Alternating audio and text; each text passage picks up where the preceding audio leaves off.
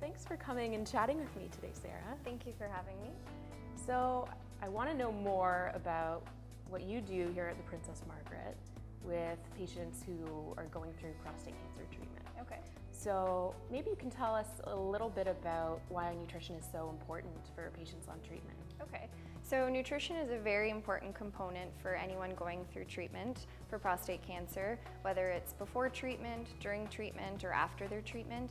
Nutrition is so important because we want people to be able to maintain their weight and maintain their nutritional status while they're going through treatment. That's going to help them keep their body weight up, keep their body strong, as well as help with tissue repair, tissue rebuilding, and help their immune system and fight infections. So what are some of the most common nutrition-related side effects or problems that patients come to you with during their treatment? So some of the side effects could include things like diarrhea, gas and bloating, as well as loss of appetite. And this can be because of radiation people are having, chemotherapy, or maybe even a combination of both. So my role would be to help address those side effects while they're going through treatment to help them maintain their weight, maintain their strength, and keep their nutrition as good as possible.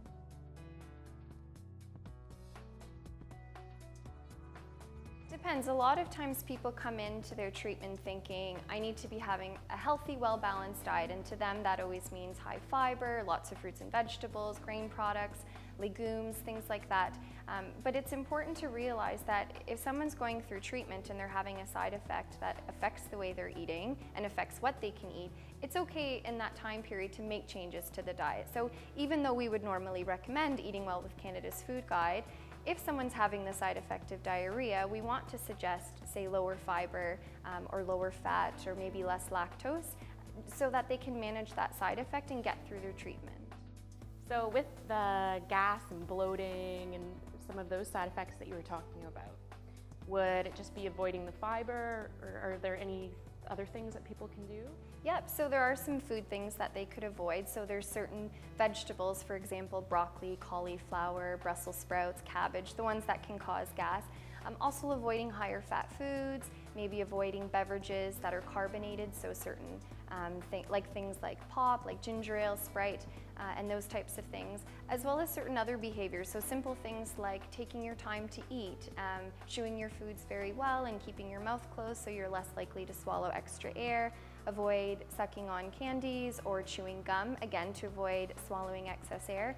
And another one is even just trying to avoid an empty stomach, because sometimes when our stomach is empty we can produce a little bit more gas, and then that can contribute to more gas and bloating.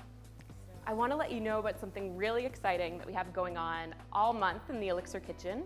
We're doing some nutrition and cooking classes, all for prostate cancer patients and survivors, as well as their families and friends. So it's happening the first 3 Thursdays of the month at 12:15 right here in the Elixir Kitchen. And if you can't make it in person, it's going to be live streamed online. And you can also check out all the recipes, nutrition tips, and videos on our website, ELLICSRkitchen.ca. I think that's a great idea, and I think that's going to be so helpful for the patients. Well, thanks so much for all the great work you do, and thanks for taking time to tell us about it. And thanks so much for having me.